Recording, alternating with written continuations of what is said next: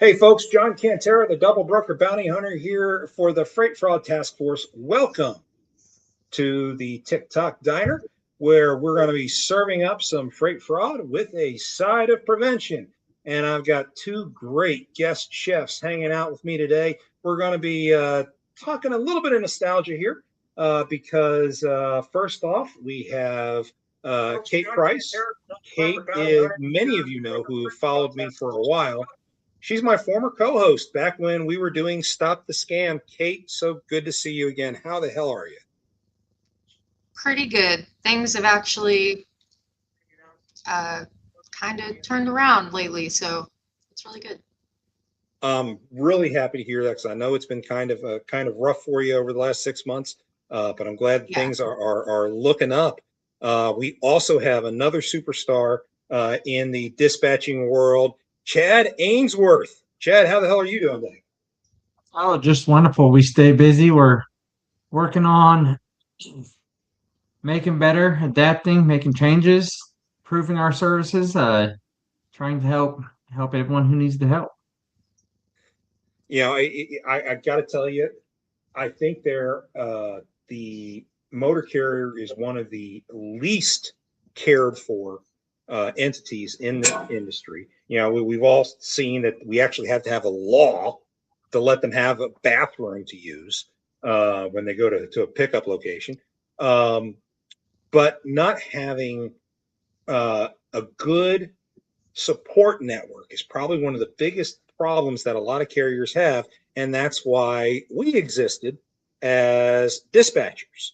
So, one of the things that we want to talk about today is kind of like how dispatch services have evolved over the years, over the last few years, and where we think it's going to. And as you all know, Delilah's Law, which is very rapidly progressing through the House right now, bans foreign dispatch services.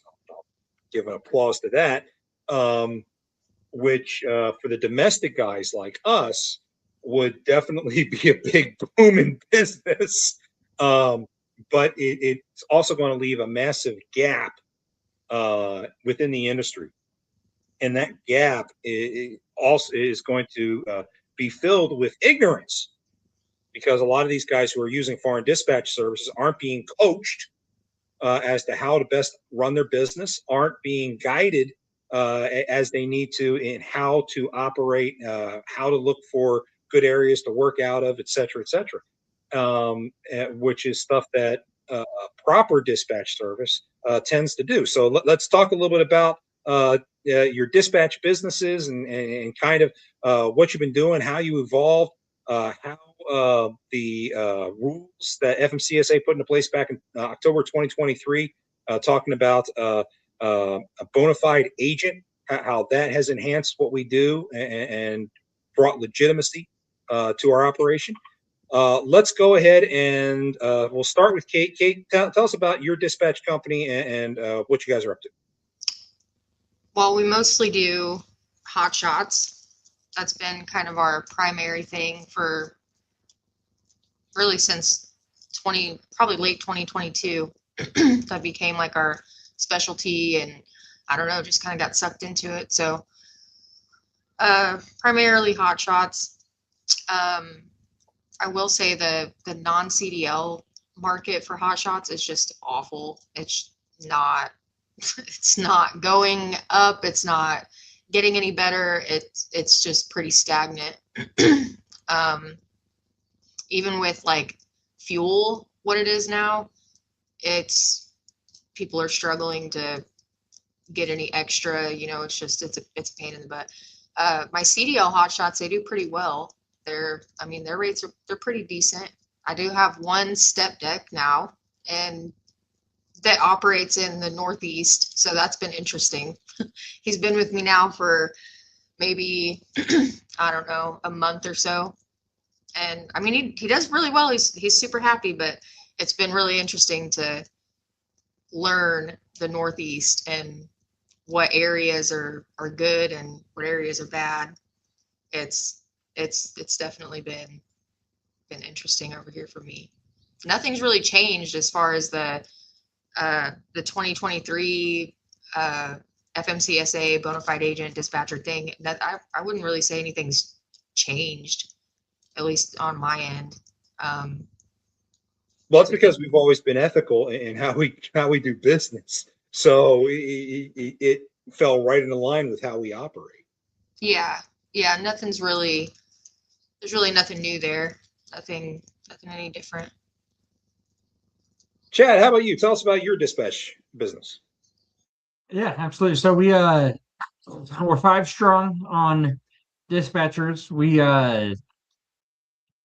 wide range of equipment that we're overseeing and helping all over the country, of course. We have every area covered in the continental US. Um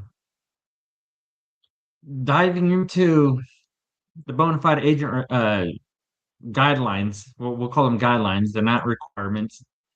Requirements require enforcement, and there is none. And that's why, as Kate said here, there is it hasn't changed anything. Our approach here at PMA is to try to educate on those guidelines. Unfortunately, the same vulnerability that allowed a lot of the fraud in this industry is still alive very much so today. And so, um, you can shout from the top of the mountain going over all these guidelines, and they're just they're overlooked and they're not cared for. And so, uh, but that is what we're hoping to accomplish here. One of the many things, of course, at PMA is a simple educating on how to better dispatch service, uh, whether it's us or anyone else, just to ensure legitimacy and the partnership and protection of every small business out there. Well, when you get a new client coming in, Chad, what's that first call sound like when someone calls you looking for you to dispatch for them? Yeah, a lot of questions asked and answered mostly.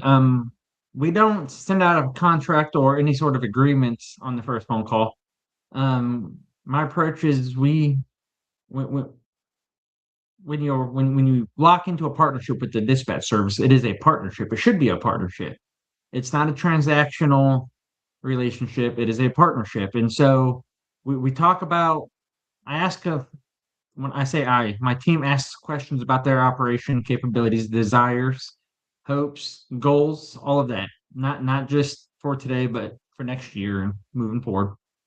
Um, and of course, we discuss our operation, our capabilities, our resources, and how we can help. And then we typically ask that prospective client to take 24 hours and really think about it. And tomorrow, if they still want to proceed, then call us back and we'll get you out of contract and get you on our schedule. That's a great approach. Yeah, I know when I first get a call, um, my first question is usually, "What's your CPM?" And a lot of people have no freaking clue how to calculate that. That drove me absolutely insane. Kate, what about you? When somebody calls you for the first time, looking to have you dispatch for them, what's the first? Well, how's that conversation look? My first question is, what's your MC?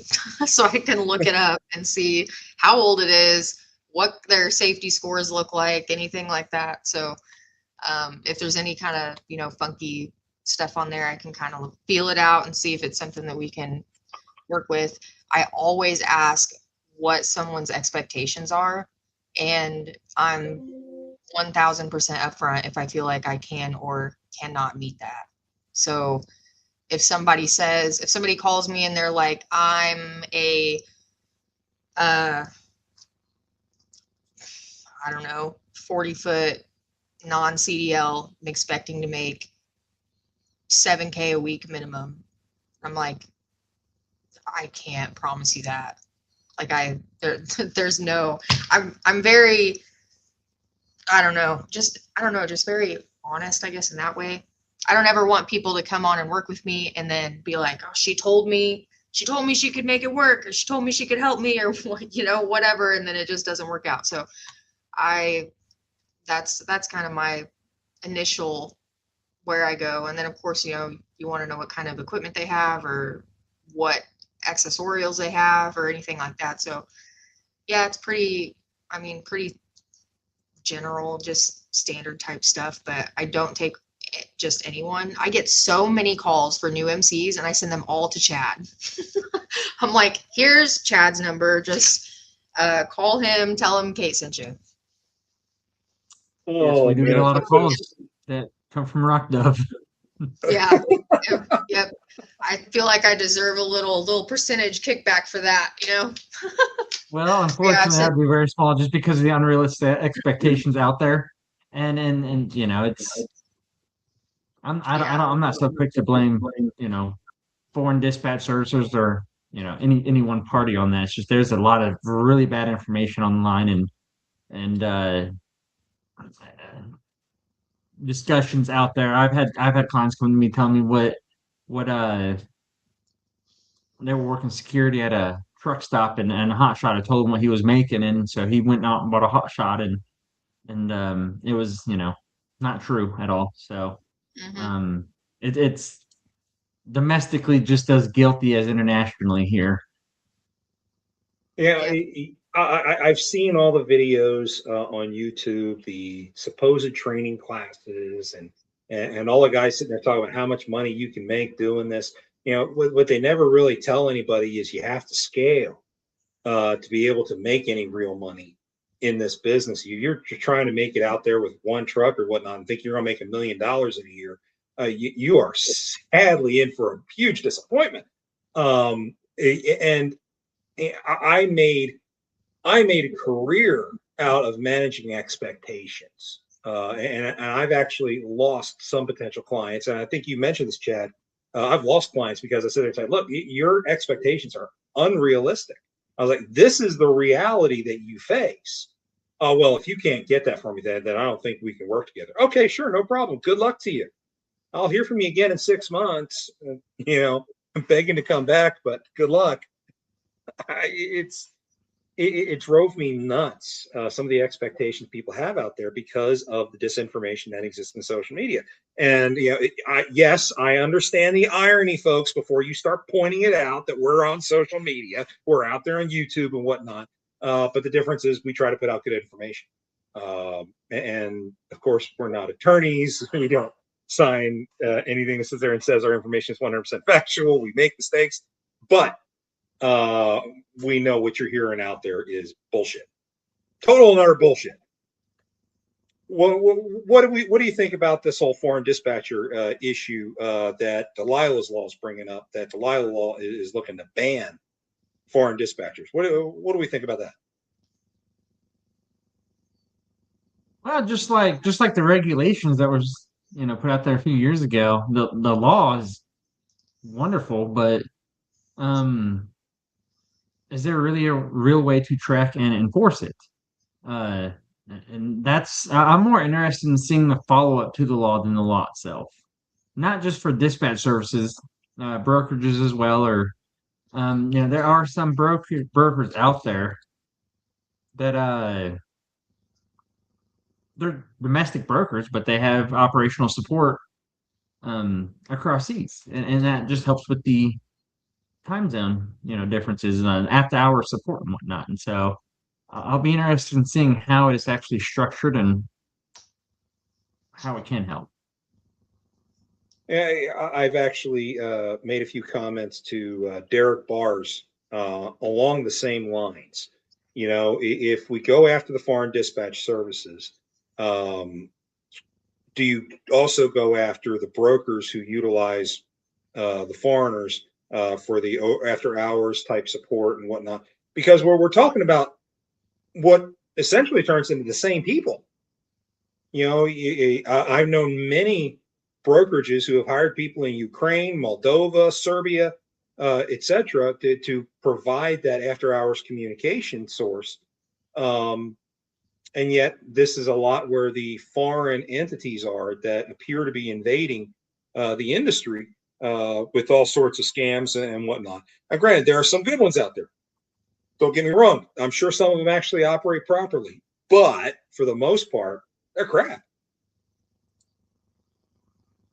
I think the only enforcement mechanism that exists in the law, because as you pointed out, Chad, was that after a 1 year initial period for everyone to get in sync, it's a $50,000 fine against motor carriers who are using those dispatch services per occurrence. So, how are you going to evaluate that? Two, how are you going to initiate that kind of a claim against the motor carrier when right now you can't issue claims against anyone in a civil matter? At this point in time, the interpretation of an old Supreme Court ruling is that FMCSA can't issue fines.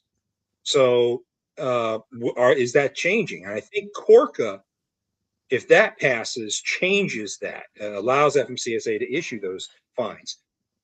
But again, enforcement. How are you going to enforce that shit? That's really what I question. We can talk about ethics and rules all day long. How do you enforce it?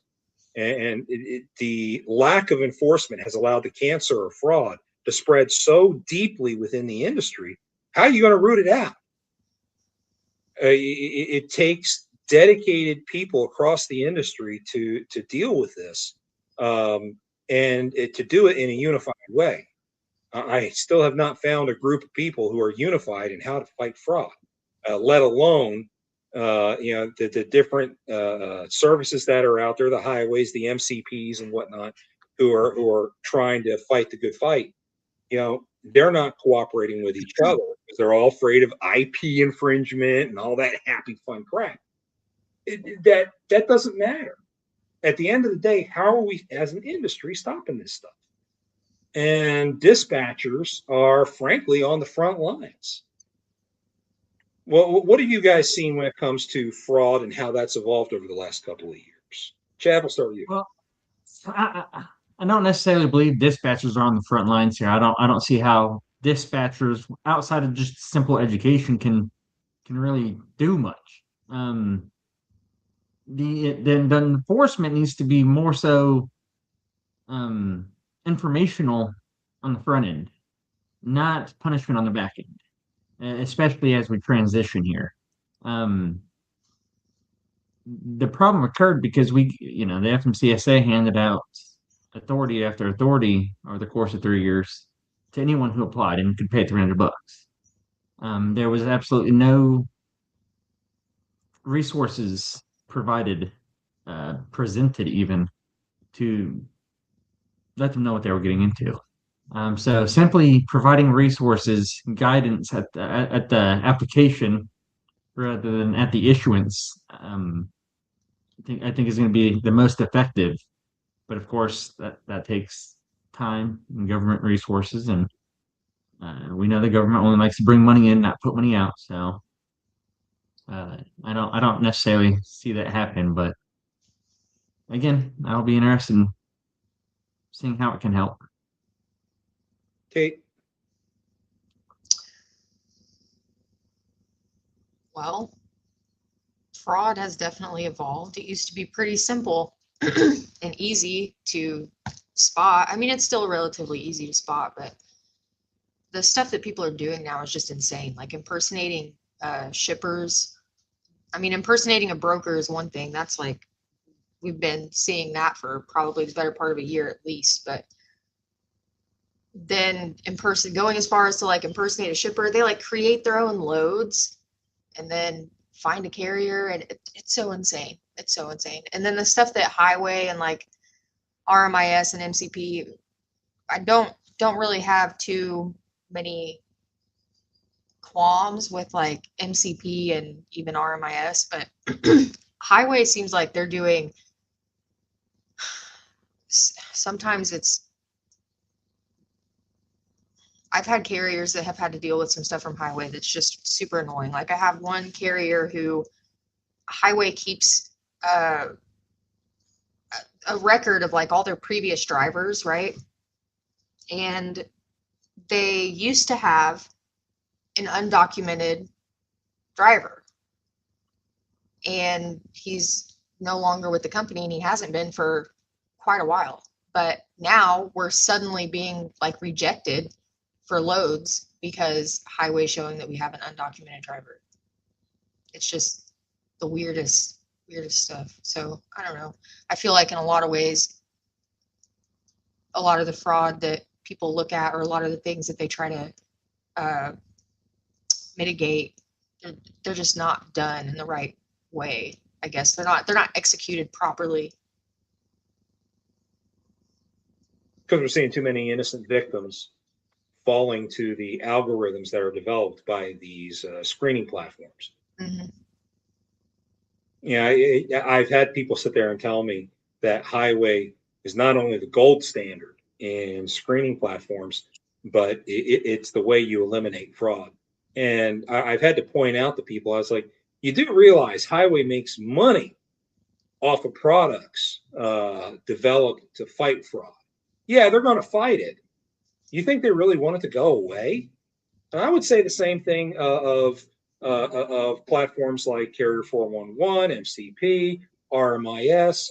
You know, they as a profit generating organization, you know, fundamentally they want other problems to solve.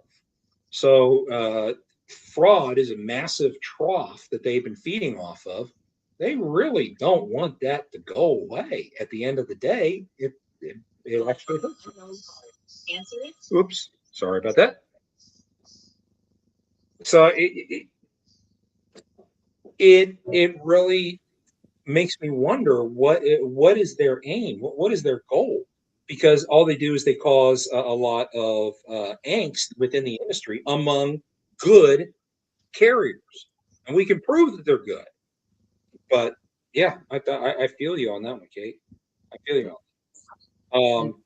There's a piece of the puzzle missing from today's fraud prevention at the broker level. You know, 16 years ago when I started brokering freight, there was, it was 100% discretion. I picked up the phone, I had a conversation, we talked about the load, we talked about the operation. If I felt comfortable, we moved forward. And in the evolution of fraud prevention as it is today, we've developed all these really cool tools, and they help. They do. My brokerage uses Highway. It is a helpful tool, but it is not an absolute tool. As you said, the algorithms tend to um, tell me to avoid carriers that aren't, bad carriers. The new, they're not well established. They may be missing a thing or two, or per the algorithm anyway. But that's where we we need to be providing that discretionary training as well still. But we're not doing that. Brokers today are trying to hit buttons and look at screens, and they don't know the freight they're moving. They don't know the regulation behind the truck that is moving it. They say they need an inspection for a Sprinter van load, but they don't understand Sprinter vans aren't required by DOT to be inspected. They tell local straight trucks that you don't have an ELD connection, so I can't work with you, but that straight truck stays within 150 miles and they're not required to have an ELD. So we've gotten away from the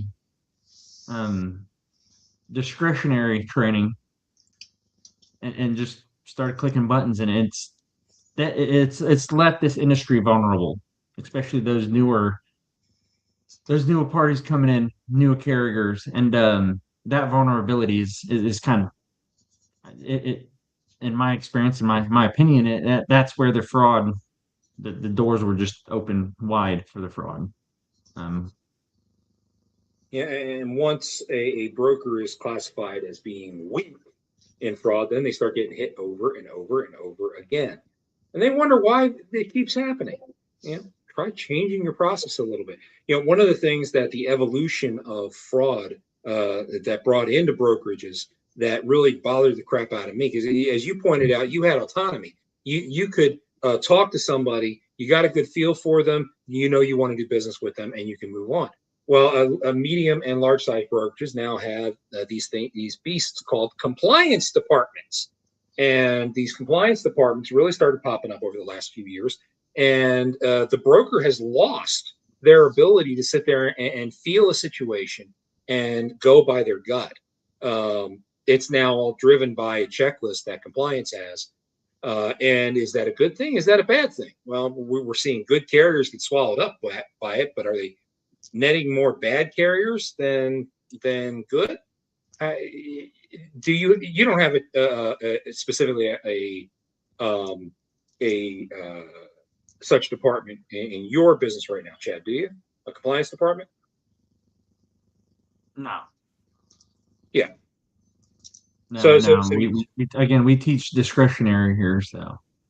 I love hearing that. I wish more brokers taught discretionary, but of course, that also goes with training them how to spot all sorts of different things. Because you not only are you stuck dealing with the infiltration attempts and the impersonation attempts, much like our carriers are, but you're also getting slammed from every which direction for the theft, for I mean, hell, have you gotten any of these?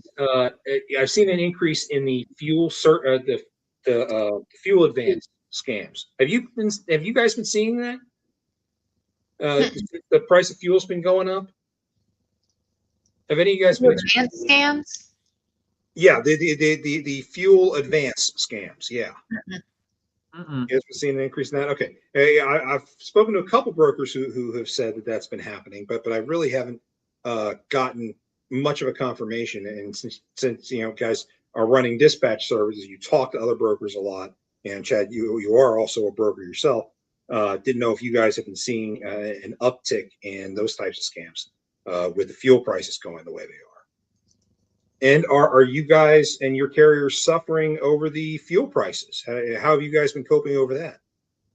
Yeah, I think everyone's suffering from the increased fuel prices. Yeah, rates have finally started to trend upward to make up for it, but yeah, we're also looking at the amount of freight available in the spot market in the industry, and that number has decreased. So I think the supply and demand laws are hurting more than the fuel prices right now. Now, I've been out of dispatching for about 4 months now, so I have not been following enough the trends of the amount of freight available in the spot market. I've heard that it was actually going up, but that's a downward trend, is what you're saying. I need to get an update off of the CAS index. I had a new one recently to see kind of what's happening out there. Mm-hmm. I've been too stuck chasing after stolen cargoes for the last 4 months. But hey, it is what it is. So what do you see is the upcoming future in dispatching? How do you see dispatching evolving, especially if Delilah's Law comes to pass and the foreign dispatch services do end up going away? Let's assume there's an enforcement mechanism in place. What do you guys see happening? What do you guys see the future of this being?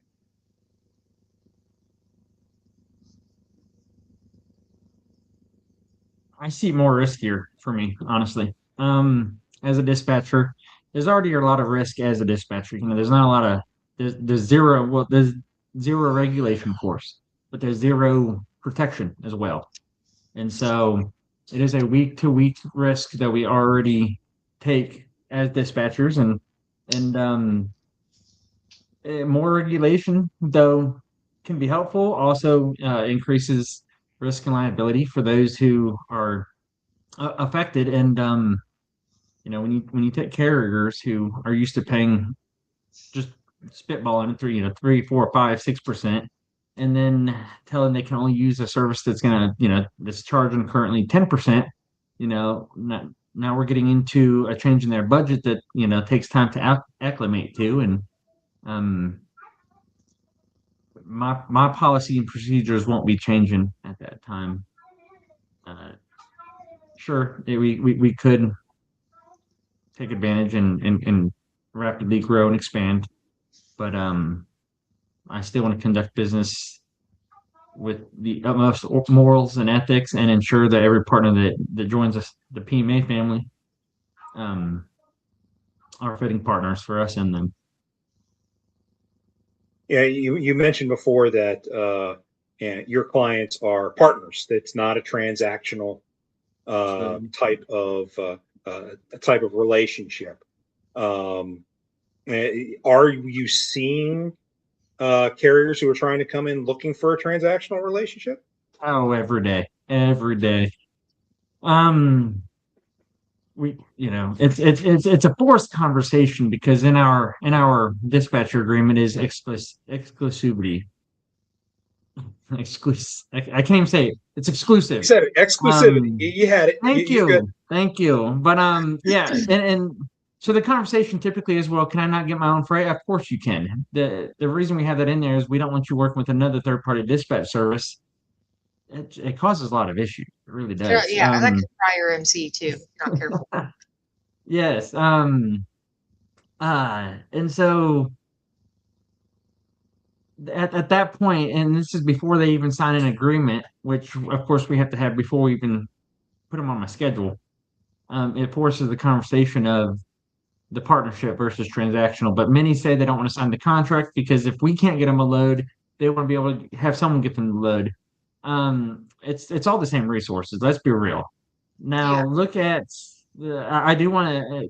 Here is where I'm sure there'll be comments posted about how dispatch services should have relationships. We do with brokers, but one of the guidelines from the FMCSA, if you actually follow guidelines, is bona fide agents are only allowed to work with brokerage authorities in terms of freight procurement. We can't have direct relationships with shippers. So if a broker or if a dispatch service is telling you I have direct relationships, you should be walking away. Of course, that seems to be one of those things where people get sucked into it. A lot of times that's one of the first questions people ask me when they call me. Well, do you have direct freight or what? I'm like, no, like you're calling a dispatcher. You're not calling a brokerage. So, and so, but yes, many do not want to sign a contract, an agreement because they want to be able to work with multiple dispatch services. And they want that transactional relationship. Not they don't actually want that partnership. They just want to, every resource. And I get that wanting every resource to help find your next load, but you're at that point. I feel like you're thinking about tomorrow or today and not tomorrow, if that makes sense.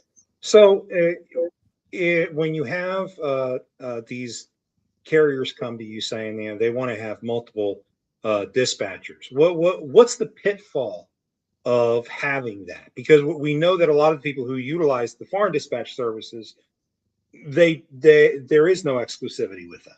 So they do bounce around. What do you see as being the biggest problem for transporters and motor carriers who are using that?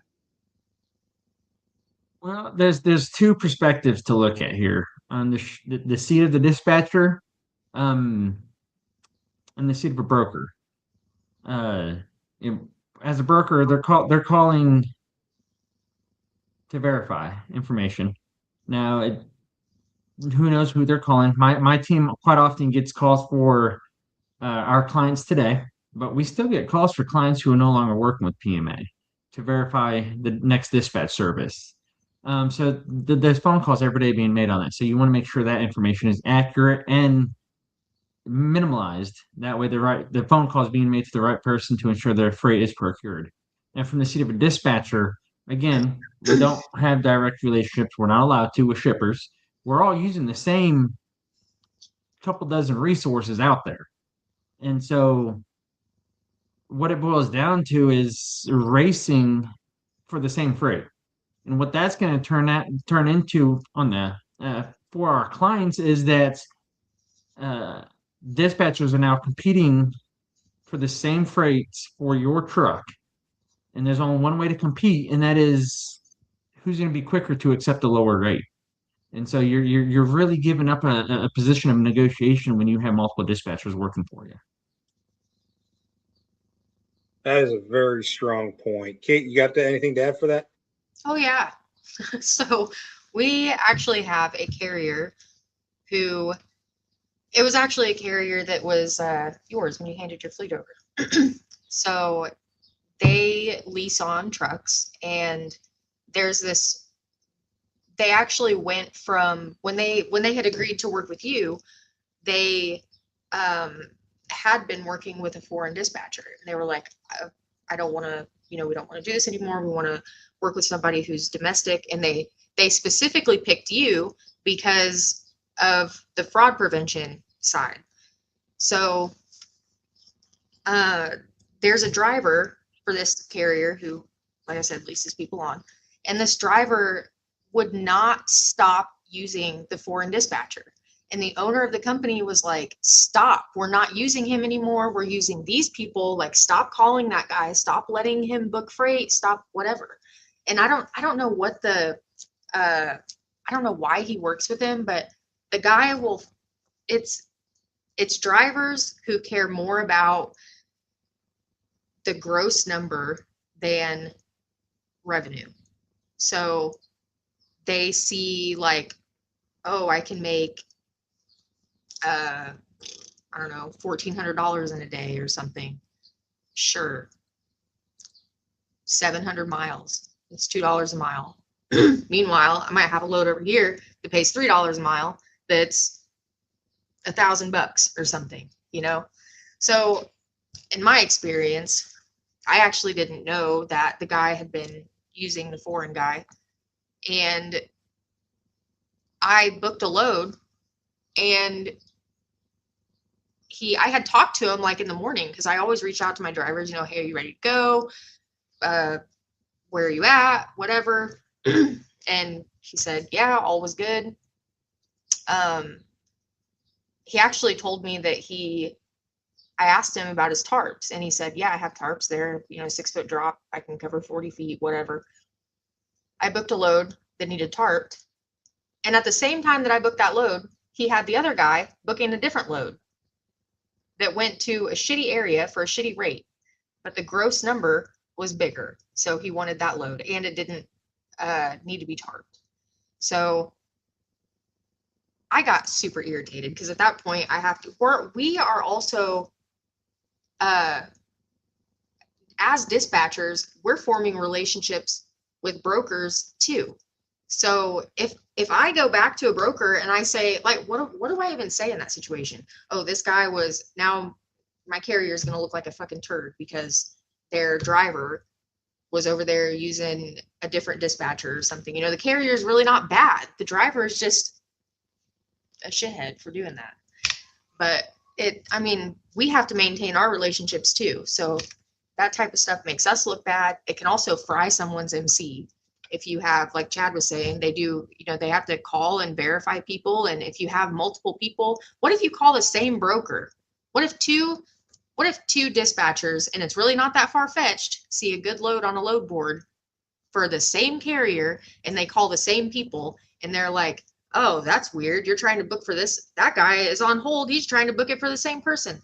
They're going to fucking just blacklist your MC because you're like, that's just fishy. And that happened to me. Yeah. And like Chad was saying, we use the same resources. We're all using the same stuff. We see all the same stuff. It's no different. The biggest difference is someone who's going to not just look out for bigger numbers. Sure, we could book somebody loads that pay $1,400 and only $2 a mile every single day.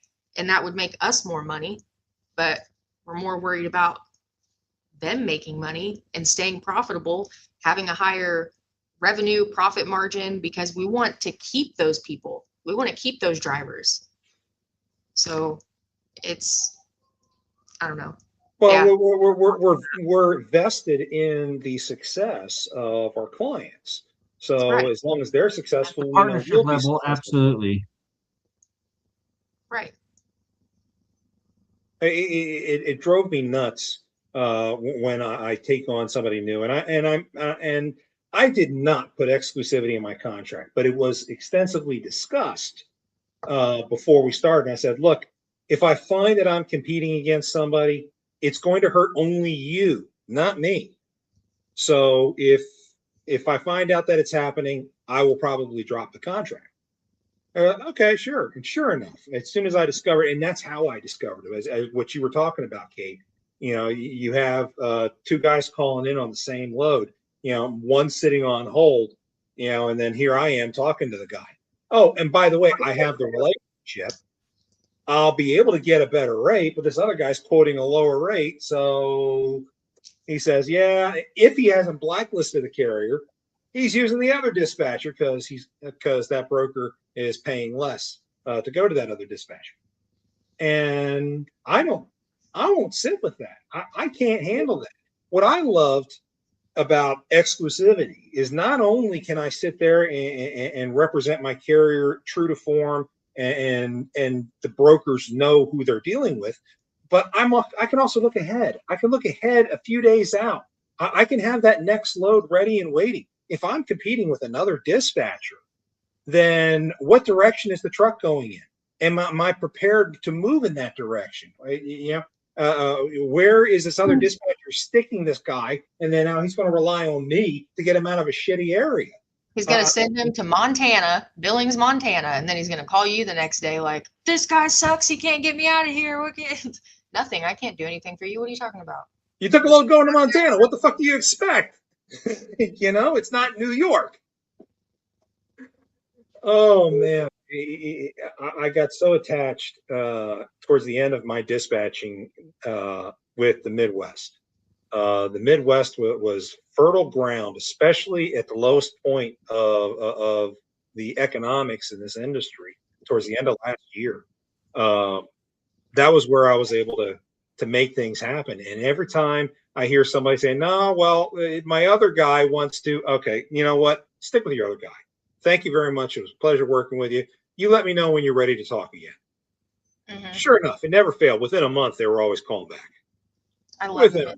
And let me tell you, the Northeast really isn't bad, at least for flatbed, step deck. I mean, it's crazy. I've sent people up there before, but I've always had a shitty time just trying to get them out. But these are, of course, almost always just hot shots. So I never had somebody up there that just operated like in that little region, just 4 states or 4 or 5 states. And it's great up there. Like he might make 10K this week. And he doesn't hardly ever even go. Like his longest trips might be 250 miles or something. That is freaking awesome. It's a testament to the flatbed market and how strong that flatbed market is operating right now. But see that out of the Northeast, because Kate, there was a customer you introduced me to a couple of years ago who were running multiple flatbed hot shots. They were running 30s, and I tried going into the Northeast. Like you, I had a hell of a time getting back out. I just stayed the hell out of the Northeast altogether. It just wasn't worth it. If he ever tried to come out, like he's the same guy I'm talking about that operates in the Northeast. He wants to go. He has like I don't remember if it's his grandkids or maybe it's like his niece and nephew or something are graduating, and they live in, I think, Wyoming and Idaho. There's 2 of them. Oh God.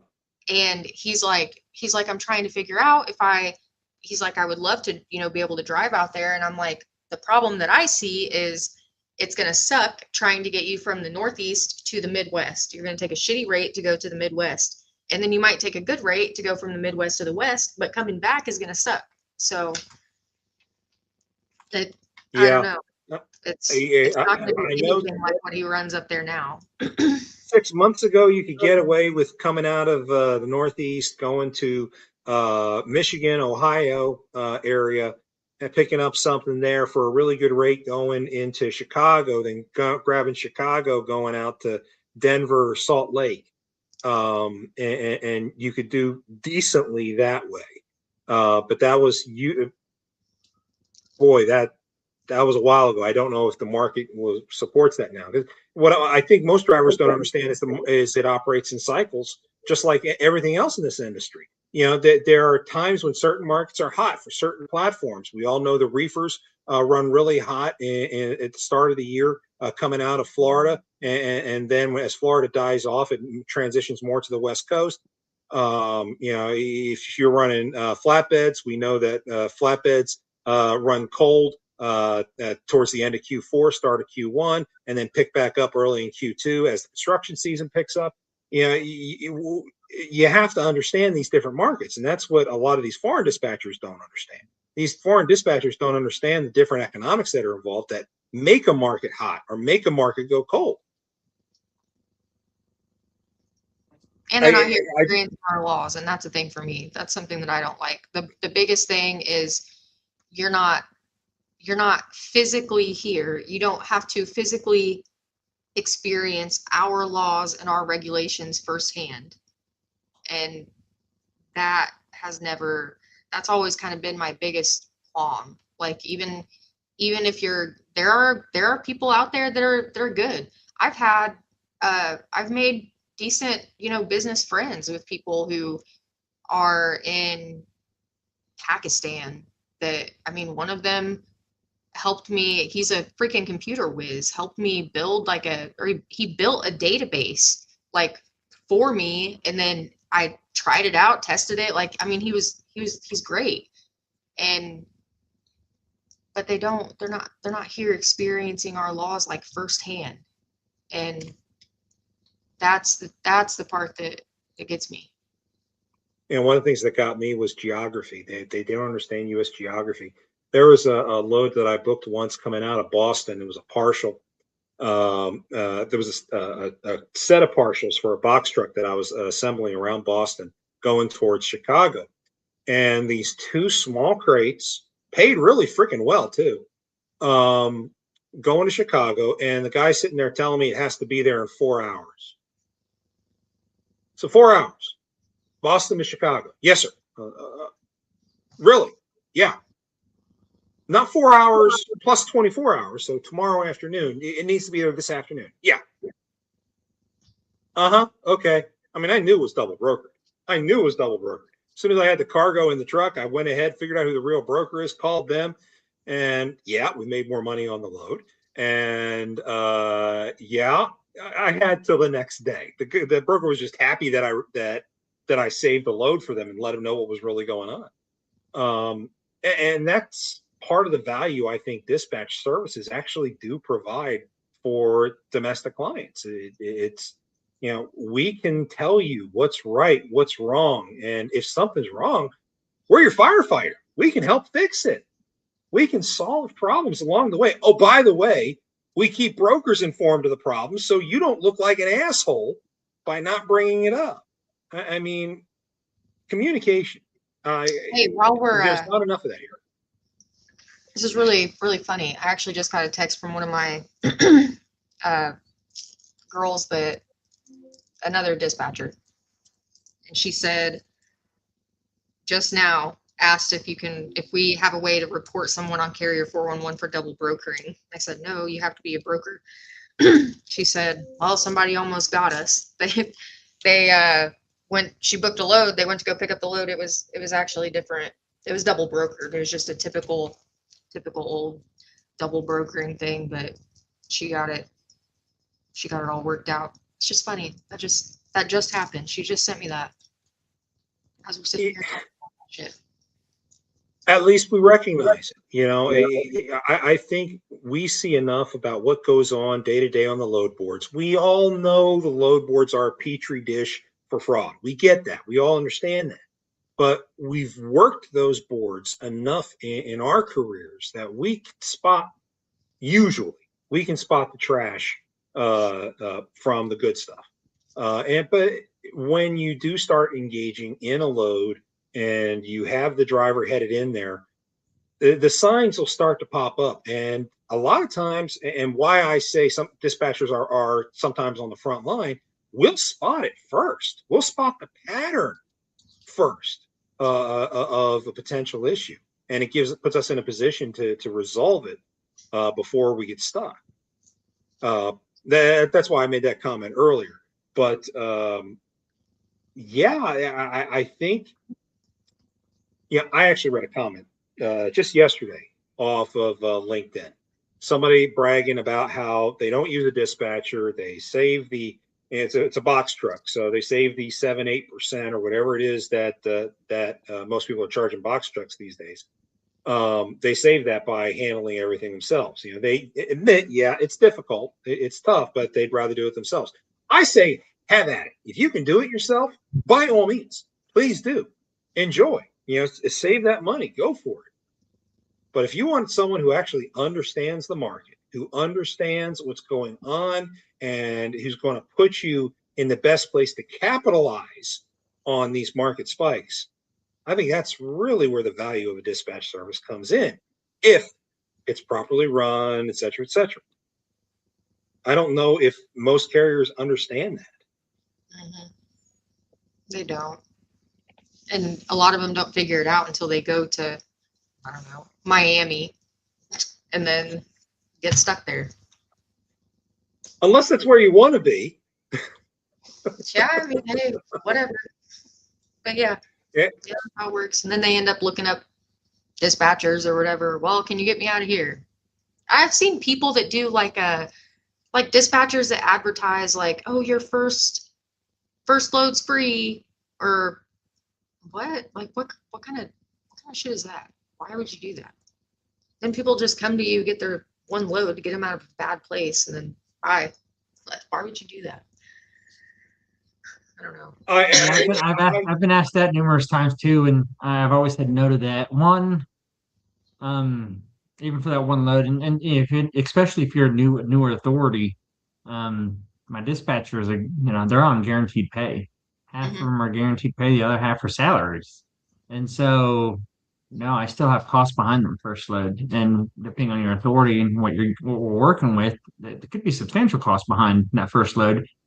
But number two, that first load free implies that there's, no strings attached, which of course encourages that transactional relationship versus partnership, but it's extremely contradicting to my contract. And I have to have the contract signed before we even put you on the schedule because it has a limited power of attorney.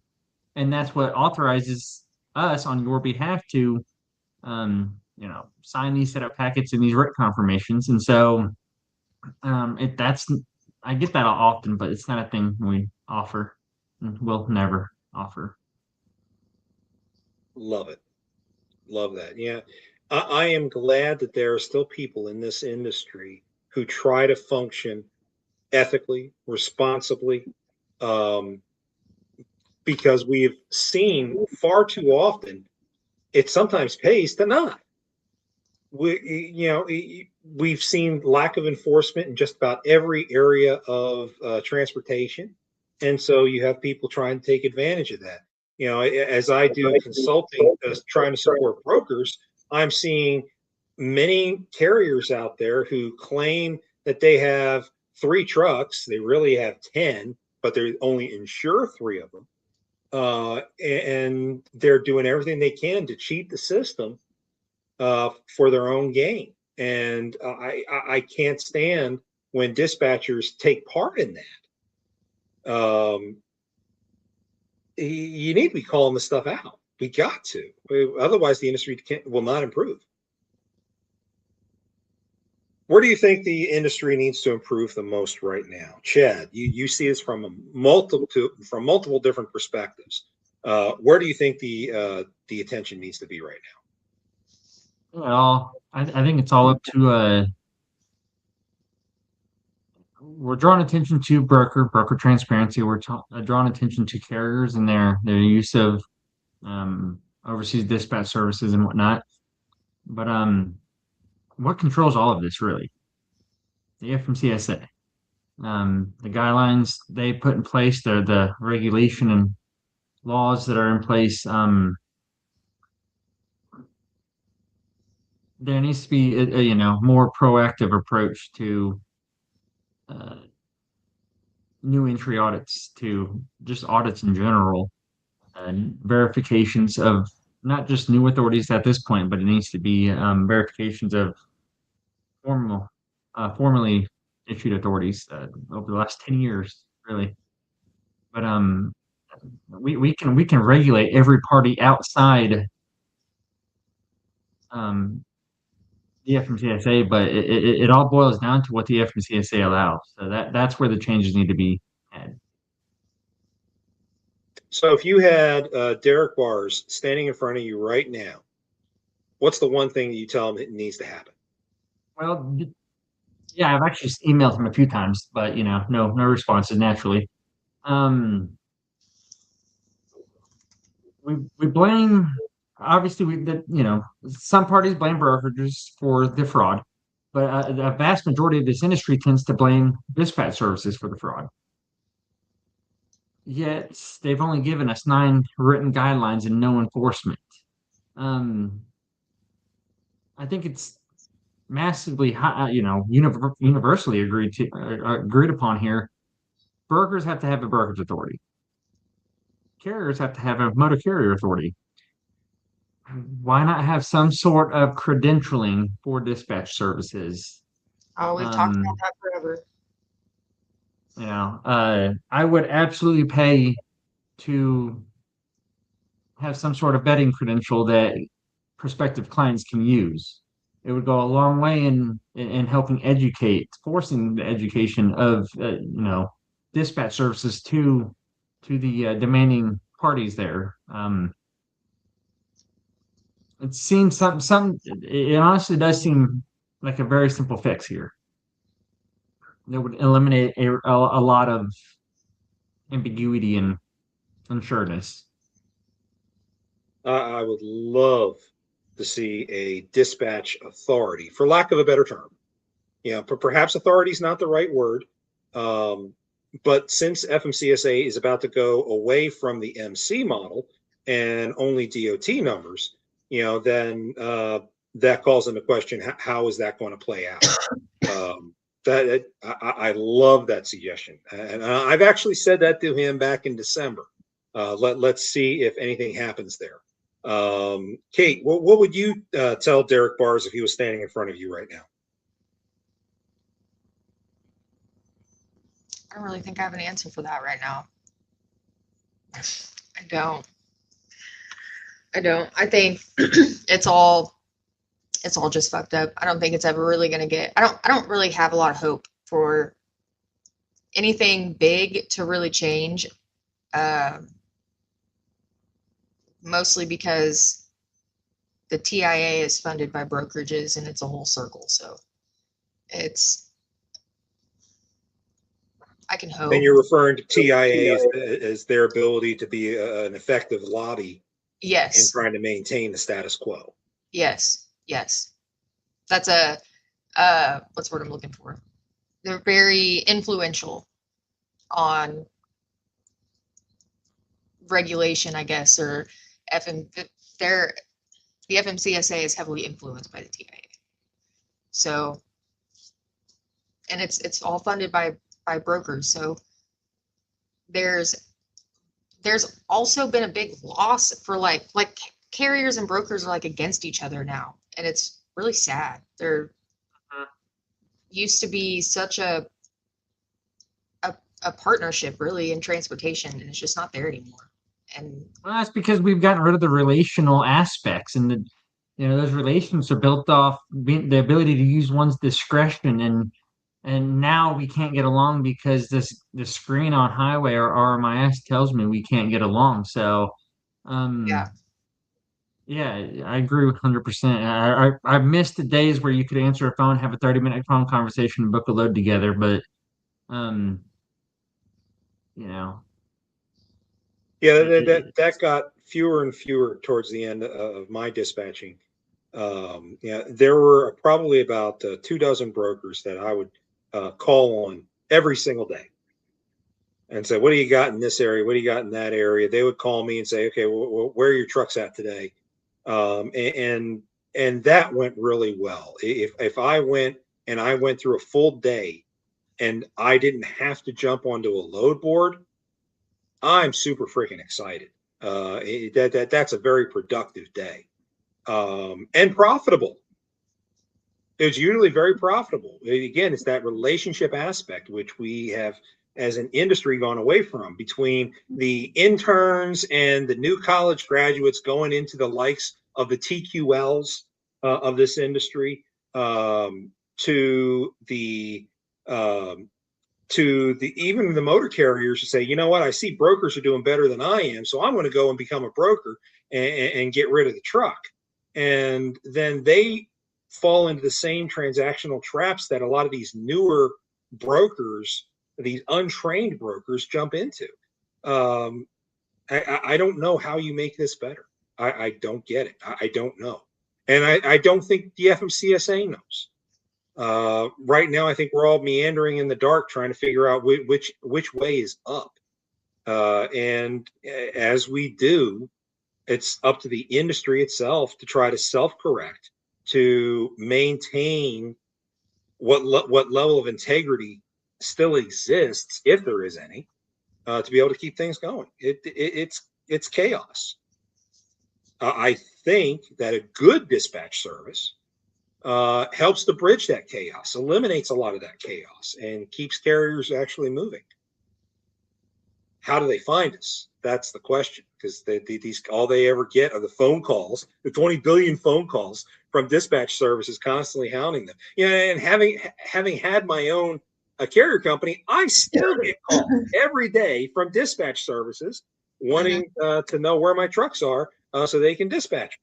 Dispatch-verify.org. Okay. Well, with that being said, we're at the top of the hour. Kate, you go ahead and do your plugs. That's it. Dispatch-verify.org. It's got vetted dispatchers on there. It's got lease on authorities on there. It's also got a blacklist for people who've been reported for being fraudulent carriers, or like chameleon carriers, or whatever, lease on authorities, things like that. It's even there for dispatchers. I don't have any dispatchers currently on the blacklist, but yeah, you can go on there. You can search by your equipment type and find somebody to work with. Takes you to their website. Call them, get a hold of them, whatever. It's free. Cool.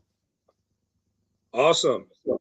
Chad, any final thoughts, plugs, etc. for you?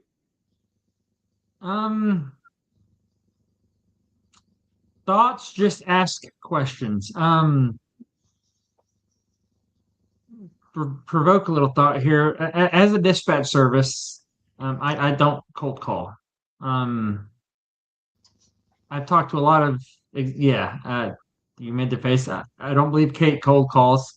Of the numerous dispatch services based in good old US here, quality services that I know, and I don't say compete with. We all work together very closely.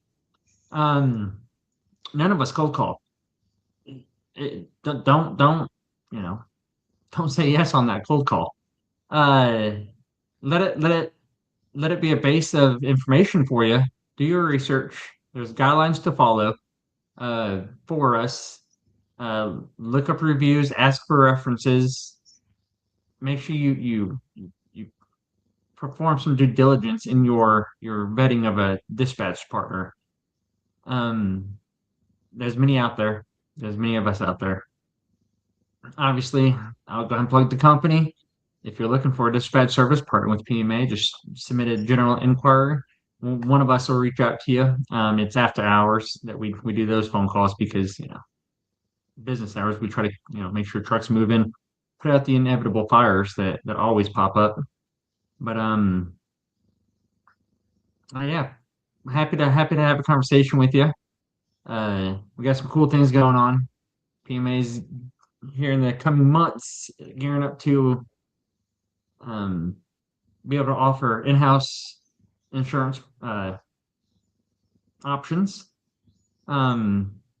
We are in development of proprietary software, not just a typical TMS, but it's going to have a lot of cool features for everyone from dispatchers to owner, single truck owner operators to mid-sized fleet owners, and in time, it's a system I plan to use for my brokerage as well. So a lot of cool stuff happening. We'd love to have anyone desiring it to be a part of it. Well, when you go to launch that, Chad, I would love for you to have you back on to kind of showcase what it is that you do with it and how it works. So if you're willing, I'd love to bring you back on to talk about Absolutely. Anyone wants to just take a gander at what it's looking like so far? MomentumCMS.com. There's a landing page already set up for it.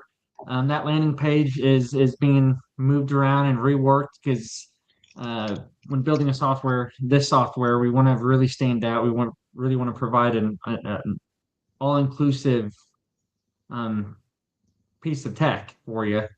And so we're removing stuff that we quickly find is not really pertinent to the operations. And we're adding stuff to that we find is more important than we initially uh, thought. So it's still the landing page is still being worked on, but it gives a pretty good idea of what's to come. Cool. I'm very much looking forward to that. I'm going to check that out here in a little bit as I round up my day, because God only knows I got 50 billion things going on in the background too. I think we all do. Folks, thank you so much for joining us today. I'd like to thank both Chad and Kate for coming out and hanging out with me today, standing here behind the grill as we try to serve up some good information for carriers out there and how to try to get through with their day-to-day business. If you're out there looking for a good dispatch service, these two are among the best. Please, by all means, reach out. Next week on the TikTok Diner, we are going to have Gerald Johnson, Trucker G, hanging out with us talking about Authority Watch, and I will be side by side with a guest co-host, Adam Spencer, who I'm sure will be ripping on me quite a bit because the last time I offered to bring him onto the show, I forgot to send him a link. So God only knows how that's going to work out. If you like seeing drama in the kitchen, be sure to check us out next week. There will be plenty of it. With that being said, your check is sitting on the table. Be sure to tip out your server, and we will see you next time on the TikTok Diner.